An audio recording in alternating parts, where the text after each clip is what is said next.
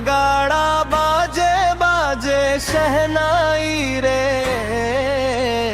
आज जाटो भाई की आई सगाई रे। सज गई घोड़ी सज गई सेहरा, नाचे पूरा गांव सारा। जाटो भाई के चलो बारात, नाचे गांव गली सब साथ।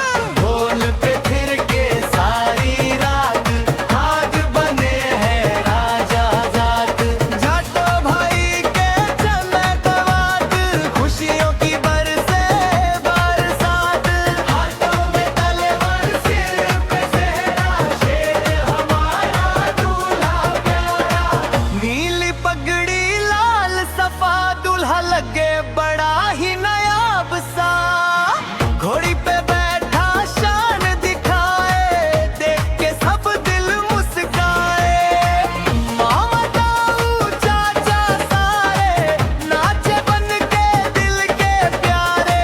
बैंड बजे जब नागिन वाला, झूमे सारा मोहल्ला सारा।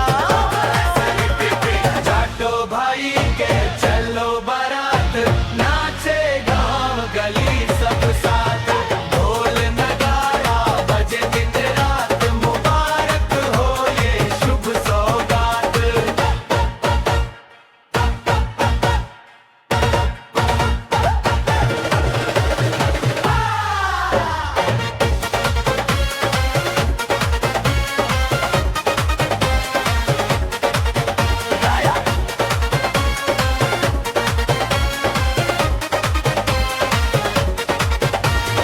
आगे आगे डीजे वाला, पीछे नाचे साला साला।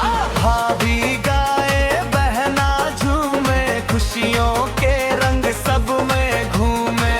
आतिशबाजी तब रात में, खुशबू फैले हर एक बात में। दुल्हन भी देखे खिड़की से, हंसी छुपाए चुपके से। जाटो भाई के चलो बारात, नाचे गांव गली सब साथ। ढोल नगाड़ा बजे दिन रात, मुबारक हो ये शुभ सौगात।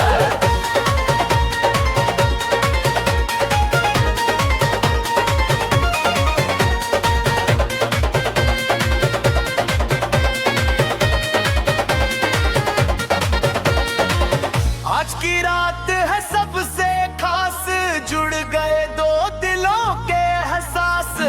रब से यही